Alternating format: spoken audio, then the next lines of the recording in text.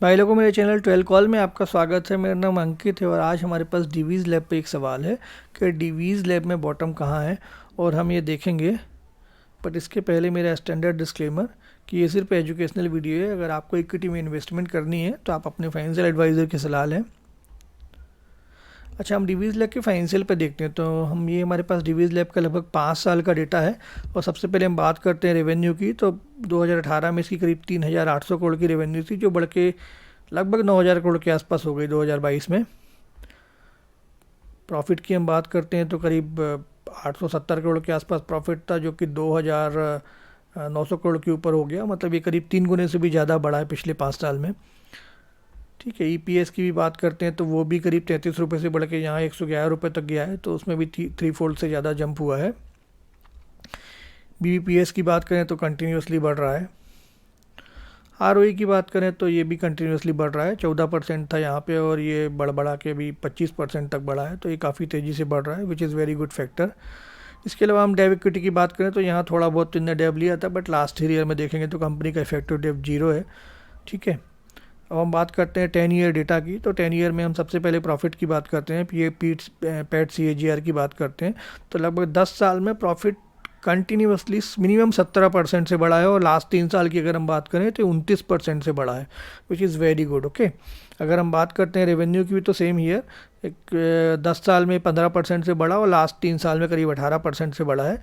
और EBITDA की बात करते हैं तो ये देखेंगे कंसिस्टेंटली 17% के ऊपर से ग्रो हो रहा है। तो ये बहुत ही इंप्रेसिव नंबर है। मतलब अगर मैं पूछूंगा एक तो क्वेश्चन ये होगा कि इससे ज़्यादा इंप्रेसिव नंबर आपने कहाँ देखे, पिछले कितने शेयर के आपने देखे कि इतना कंटिन्यूस पैट CAGR और रेवेन्यू में ग्रोथ हुई होगी। ठीक है, सो हम कंक्लूजन ड्रॉ करने के पहले थोड़ा सा टेक्निकली देखना शुरू करते हैं। तो हम यहाँ देखते हैं हम कि ये जो शेयर था ये करीब 2016 से लेकर 2019 तक लगभग कंसोलिडेशन फेज़ में था, ऊपर नीचे हो रहा था, स्टेज 1 के जैसा इसको बोला जाता है।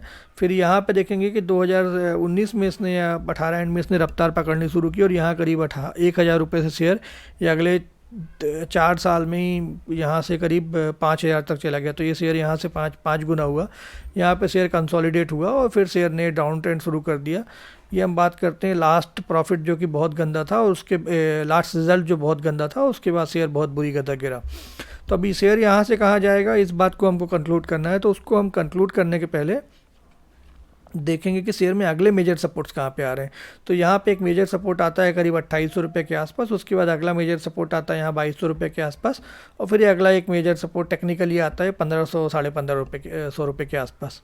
ठीक है, अब हम बात करते हैं इसके डेली चार्ट की। तो यहाँ देखते हैं कि शेयर जब भी ऊपर जाता है हर बार ये 50 EMA पे ही शेयर को गंदे ढंग से हिट होती है। यहाँ पे देखेंगे, यहाँ पे देखेंगे, यहाँ पे देखेंगे, तो कभी भी बहुत ज़्यादा सस्टेन नहीं कर पा रहा है और 2,200 DMA के तो ऊपर जा ही नहीं पा रहा है शेयर। तो ये लगभग 1 साल का डेटा है। और ये देखेंगे सपोर्ट लाइन भी नीचे की तरफ जाती जा रही है शेयर की। तो अगला सपोर्ट यहाँ 3,200 आता है। अगर ये टूट गया तो शेयर शायद और नीचे जाएगा यहाँ पे। ठीक है, अब हम कंपैरिजन की बात करते हैं। तो अगर जब हम कंपैरिजन करते हैं तो हम एप्पल टू एप्पल कंपैरिजन जैसा तो यहाँ कुछ है नहीं मुझे। तो हम और वैसे भी हम अक्रॉस द इंडस्ट्री नहीं कर सकते। मतलब हम एक डीवीज़ लैब को हम रिलायंस से या इन्फोसिस से कंपैरिजन नहीं कर सकते। तो जो नियरेस्ट मेरे को कंपैरिजन के लिए शेयर मिल रहा था वो सन फार्मा मिल रहा था। तो ये सन फार्मा का करीब हमारा 18-19 साल का डेटा है और ये मंथली चार्ट है। तो हम यहाँ सन फार्मा को देखते हैं कि ये सन फार्मा की स्टेज 1 थी और यहाँ करीब सन फार्मा का शेयर 100 रुपये के आसपास था और यहाँ से इसने एकदम से स्टेज 2 पकड़ी। ये सन फार्मा का सडन मूव आना शुरू हुआ। यहाँ सन फार्मा यहाँ करीब 1,200 रुपये तक गया। तो ये करीब 12 गुना हुआ यहाँ पे। ठीक है, और फिर यहाँ पे देखेंगे कि ये जब नीचे आया, हेडविंड आई शेयर को, तो 330 रुपये तक आया। तो शेयर में यहाँ से करीब 70% का इसमें फॉल आया। तो ये काफ़ी बड़ा फॉल था। ठीक है, तो जब मतलब मेरा क्वेश्चन सिंपल रहेगा, जब सन फार्मा में 70% का फॉल आ सकता है तो डीवीज़ लैब में क्यों नहीं आ सकता। तो क्यों नहीं आ सकता या आ सकता है वो भी हम आगे देखते हैं।